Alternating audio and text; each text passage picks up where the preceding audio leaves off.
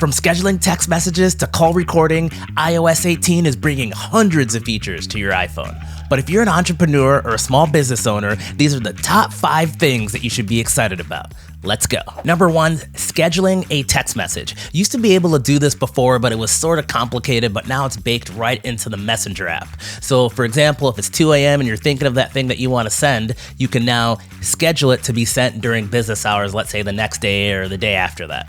So if we're in the Messenger app here, and we want to send that message, so we'll just type out our message like normal. So we're at, are you okay? And instead of hitting the button to the right to send the message like normal, you're gonna hit the plus icon to the left.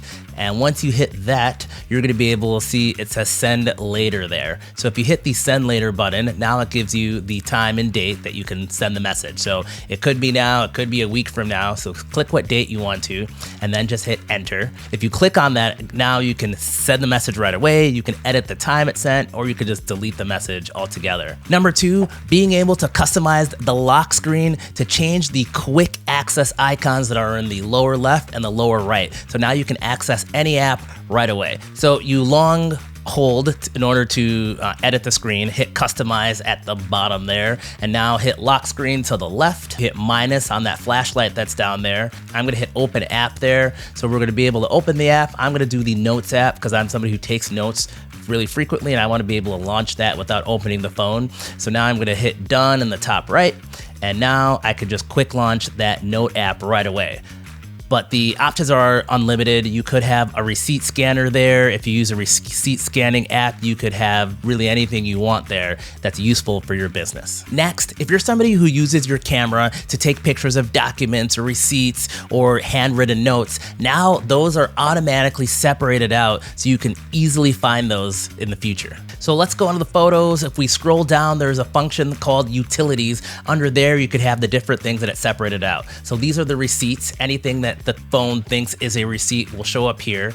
Anything that it thinks has handwriting will show up here. So if you handwrite notes and take a picture of them, sticky notes, I do that a lot, they'll show up here. And then finally, if you click down there, you'll see documents. Anything it thinks is a document, so a piece of paper, invoice, that type of thing, will show up down there under documents. Speaking of receipts, if you haven't checked out my video on my receipt scanning and management process, definitely check that out. It's free and it's been a game changer for me. Next, reminders and calendars are now integrated into one. If you're that person who uses your calendar as your to-do list, I highly recommend using reminders instead, because reminders are a better to-do list, but previously they weren't visible because they weren't in your calendar, and now you can create them from your calendar, and now they're visible right within your calendar.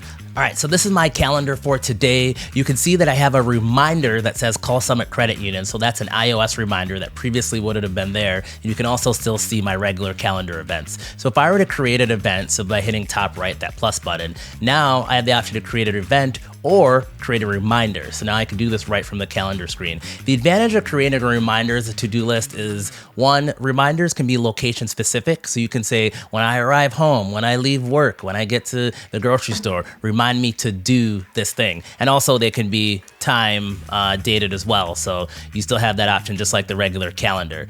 Another cool thing about reminders is they don't go away after the time passes. So for example, if I have created a calendar invite to do something and that time passes, that will just fall off and I won't have that reminder for the next day. But using the actual reminders, those stay on there. So for example, those are some things that I have on there, and some of those are from the previous day. So that part is pretty cool. And lastly, if you're one of those people who takes a lot of phone calls, especially when you're driving, when you can't write anything down, you're gonna love this feature. So now in the middle of a call, you can hit a button that will say record call. And what makes it cool is the phone will transcribe that and put it in your notes app. Even cooler than that, if you have one of the phones with Apple Intelligence, it will summarize that whole conversation with you and pull out key details. And that's it. Make sure to subscribe if you have it for more tips on how to run your business with technology better.